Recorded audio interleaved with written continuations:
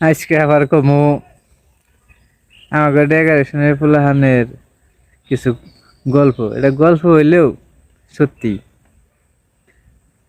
যেটা আমাকে নগেই করছিল। আমরা করি তো ডেকোরেশনের কাজ, নানান জায়গায় কাজে যাই।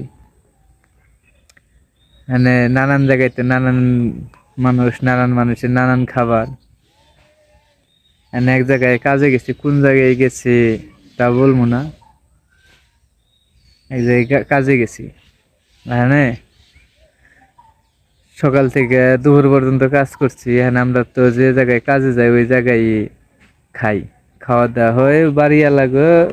বাড়িওয়ালারা দেয়, তা নাহলে হোটেল থেকে দেয়।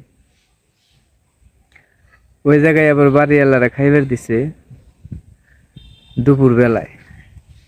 খাওয়ান ভালোই দিছে, মাংস দিছে, আলু ভর্তা দিছে, সাথে আবার ডাউল দিছে।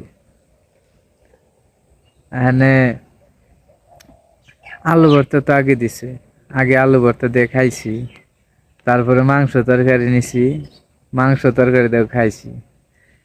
আমাকে খাওয়ার আগে আবার আরেকজনের খাওয়া হয়েছে, মাংস দিয়ে খাওয়া হয়ে গেছে। এখানে ডাইল নিব, এখানে ডাইল নিছে।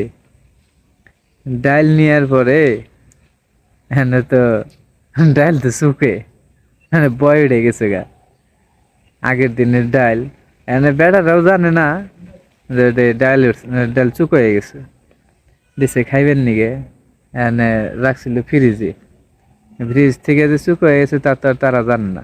দিছে খাইতে, এখানে যে নিছে এন তো মুখে দিয়ে চুকে বুঝছে যে ডাইল তো চুক হয়ে গেছে গা। কিন্তু ওই জায়গার লোকে কি করছে, কইলে বার তো আশাই এনে ও নিয়ে নিয়ে ঠকছে দেখে ও আর কেউ কয় না যে ডাইল তো চুক হয়ে গেছে গা, তোরা কেউ নিস নে। যাই, হ্যাঁ ওটা কইয়ে ওর মতো দই চা খাইবেন নিছে। কেউ কয় নাই যে শুকে হয়েছে, এনে সবাই তো বাঁচতে পারেন তাহলে ভালো। এনে কেউ তার জানে না যে এটা নষ্ট হয়েছে। এনে জিগাইছে, ওর কাছে জিগাইছে ডাল কেমবার হয়েছে। এনে ও তো ঠকছে, মনে মনে কয় যে কয় আমি ঠকছি, আমি কি আবার তগর না ঠকিয়ে থুমুরে, আমি ঠকছি তগরে ওইটি খাওয়িয়ে ঠকামু। হ্যাঁ, ওর কাছে জিগাইছে কেমন হয়েছে ডাল। ও তো কয়ে দিছে ও সেই স্বাদ হয়েছে, তোরা নিয়ে তাড়াতাড়ি নিয়ে, তবে নিয়ে যদি বাঁচে আমি আরটা নিব।